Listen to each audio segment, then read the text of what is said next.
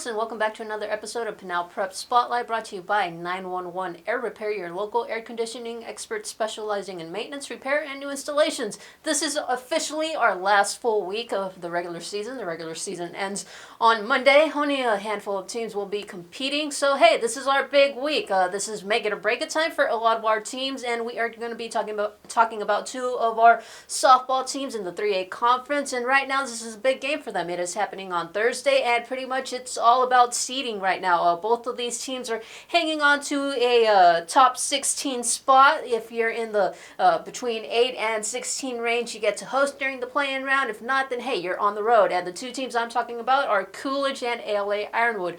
ALA Ironwood opens up the week in the AIA rankings at number 14, and Coolidge is at number 16. David, you've seen the Warriors. What can you say about them? Well, first of all, this is a great way to end the season, honestly. These are two of our best softball teams we've had so far. You know, Coolidge is right now 12-3, had a really solid year so far, and then ALA Ironwood 10-6. And for ALA Ironwood's sense, you know, this is a team that's kind of been rebuilt a little bit, but is kind of backed by just an absolute great senior presence in Shaughnessy, I'm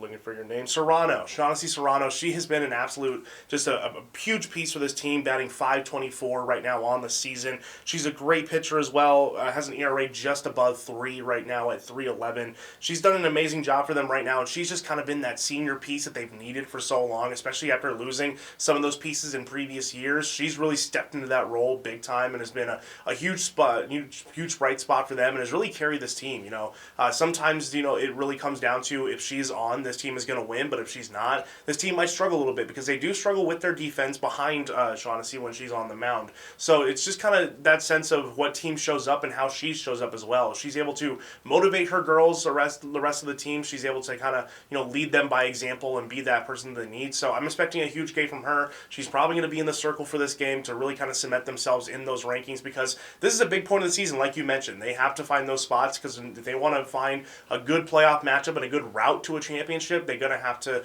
win as many games right now as possible before those rankings are locked in. So I'm expecting a great performance from Shaughnessy, and I expect them to have a really great game as well against Coolidge, because they're going to have to be on their best game, because Coolidge is definitely a dangerous team, and they're going to have to be on their A game. So, looking at Coolidge, they've faced a little adversity so far this season. Their star pitcher from the previous year we call her Slushy Herrera. She is no longer on the team for whatever reason, and taking over and filling in that role is Destiny Joaquin. So far, Joaquin has a 2.88 ERA and 41 1/3 innings pitched. Hasn't done too badly, you know, only 16 hits. However, walks have really hurt her. She's given up 58, 29 strikeouts. On the offensive side, Coolidge can hit the ball, and that's a really dangerous thing for any opponent. Like David mentioned, hey, if your defense is slacking, Coolidge is going to make you pay. Joaquin, Tasha Juan, Mia Rees, Cassidy Mitchell, just a freshman. All of these girls are hitting over .400, as is Adriana Cavazos. So key here is defense. I think all-around defense is going to be the key here for both Coolidge and ALA Ironwood. Can these defenses back up their pitchers and make those plays and just kind of limit the damage that the offense can do? Because both of these offenses can really hit the ball.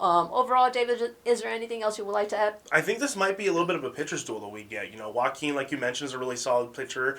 Serrano herself is a good, solid pitcher. So it's just really going to come down to which offense can really kind of hone in on their opposing pitcher. So it could be a pitcher's duel, but then if one team struggles, it could be a whole lot something else, because there's both pretty good offenses as well. So going to be a fun matchup. It's a good way to end the season. As always, be sure to check out Pinal Central for all of your local sports coverage, and tune in next week when we start to tackle playoffs.